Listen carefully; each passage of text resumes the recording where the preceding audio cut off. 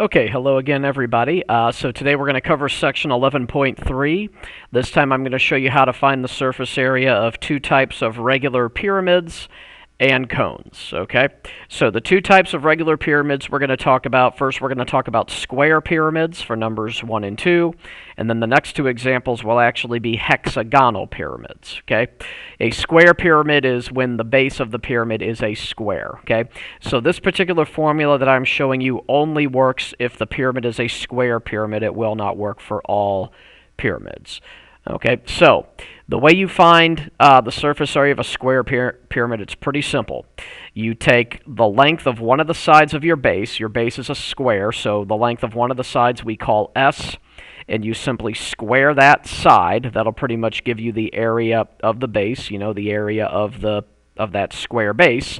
And then to get, again, the lateral area is what we called it if we were combining all these triangles together. Basically what you find out is if you take 2 and multiply by the length of one of the sides of the base, and then you multiply by this L, which represents the slant height, is what we call it. Notice it's the height that runs up the side of the pyramid. Okay, and that's an important distinction from what the actual height of the pyramid is. We don't have that. The actual height of the pyramid would be from the center of the base to the very point at the top, which we don't have, but we don't need that for surface area. Okay, but this part of the formula would give you the area of all those triangles combined. Again, the lateral area, so adding those two together would give you the surface area. Okay, so using this formula, it's pretty basic, right? So in this case, we can see that the length of our side of our base are all 8. So our surface area is simply 8 squared plus 2 times 8 times 10.8 for our for the slant height. Okay, so then just evaluate all of this. We know that 8 squared is 64, and then take 2 times 8 times 10.8, and we get 172.8, and then simply add those two values together, and we get 236.8, and that would be in square kilometers. And again, make sure you're giving your units as square kilometers, and make sure you do round. I rounded this one to the I rounded it to the nearest tenth because there was nowhere else to round, but just pay attention on rounding on the homework if they want you to round a specific decimal. But in this case, this is what I got. I had no choice but to round to here. Okay, pause the video and give number 2 a try.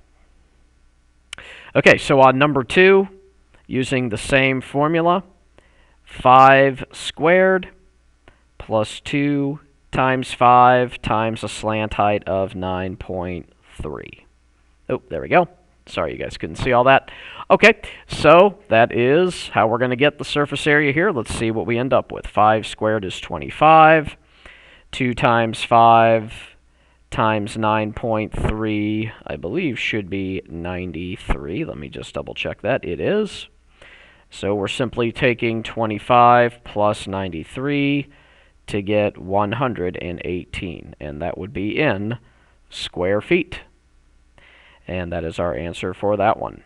Okay, moving on to another type. There's only one other type of regular pyramid. Again, a regular pyramid is when the base of your pyramid, when all the sides of the base are the same length. Okay, and again, those are the only type of pyramids we're going to look at. And we're just going to look at one other type, and again, this is a hexagonal pyramid.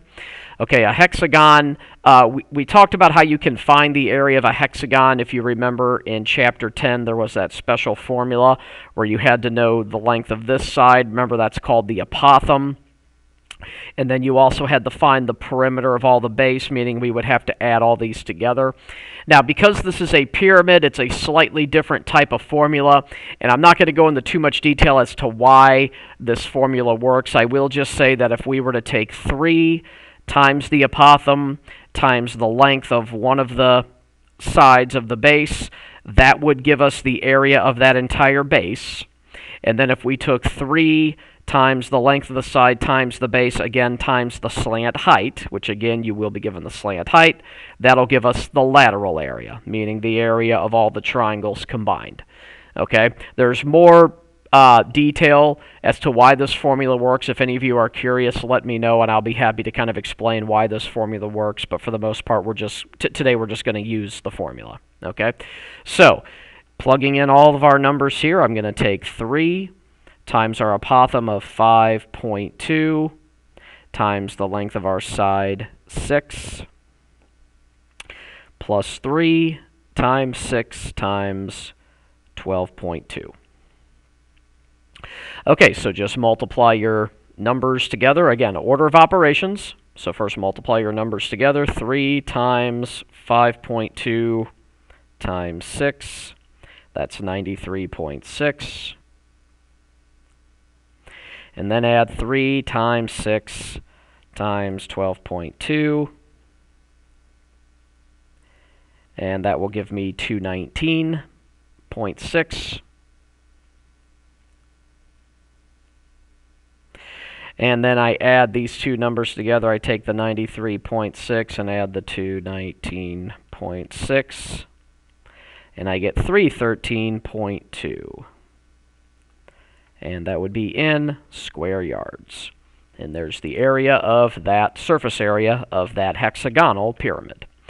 Okay, pause the video here and give number 4 a try. Okay, so let's see how we did on number 4. Same formula. So your apothem is, notice, 5.2, and the length of one of your sides is 6. So we'll take 3 times 5.2 times 6 to get the area of the hexagon base. And then we add 3 times the 6 times the slant height of 10.4 to get the lateral area. That's the area of all the triangles that go all the way around. There's 6 triangles, of course, because it's a hexagonal pyramid. Okay, so those are the numbers you should have plugged in. Let's see what we ended up with. So 3 times 5.2 times 6 gives us 93.6. It's actually the same type of hexagon we had on the last one. That was just by coincidence, but it is a different slant height, so that will not be the same. But to get the lateral area, take 3 times 6. Oh, we already did. I'm sorry, I got to work it out. 3 times 6 times 10.4. I apologize there. 187.2 is what I'm getting. So add together 93.6 plus 187.2, and I get 280.8. And that would be in square inches. And that is the surface area of that one. Okay, so that's how you find the surface area there, and those should be the only 2 type of pyramids that you see on the homework. It should either be a square pyramid or hexagonal pyramids. You shouldn't see anything else other than those 2. And then we're also going to talk about how to find the surface area of a cone. So surface area of a cone, again, that's basically a pyramid where your base is a circle, so we just call those cones. Okay, the formula for that, I need to write that down. So our base is a circle, so obviously we have to use pi r squared to get the area of the base, and then to get the lateral area, which is basically this big rounded triangle here for the most part, I guess is kind of a way to describe it, is you just add to that pi times the radius times the, again, slant height, which again is the height that runs up the side, okay? Which, notice, we're given both things. Now, again, you can leave your answer in terms of pi, which I will do. For those of you that prefer to actually multiply it out by pi, that is fine. Just make sure, again, you round to the correct decimal place of where you're being asked to round when you are doing this on the homework. But I'm going to keep it in terms of pi first. So we have a radius of 12 on this one. So it's pi times 12 squared plus pi times 12 times 26.8.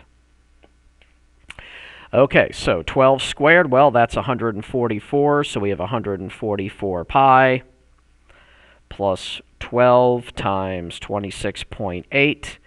That gives us 321.6 pi. And then if I add the 2 parts together, again, I'm keeping it all in terms of pi, I get 465.6 pi. square centimeters, and that is a good answer. For those of you that wish to actually multiply it out by pi, if you round it, again, if you were to round it to the nearest hundredth, what I would get is 1,462.73. If I rounded it that way. Again, make sure you do round where you're being asked to round. Okay, go ahead and pause the video to do number 6, and this will be our last example. Okay, so on number 6, I hope the first thing you noticed was you were actually given the diameter. You were not given the radius. So the first thing you have to do is take your diameter and divide it by 2, and that would be 9 in this case. So the radius here is actually 9 when we're calculating this surface area. We have a slant height of 20.1.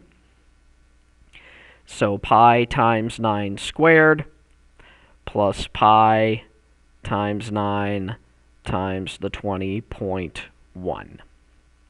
So this will be 81 pi, and then 9 times 20.1 is 180.9 pi. And then combine these together, 81 plus 180.9 combines to 261.9 pi.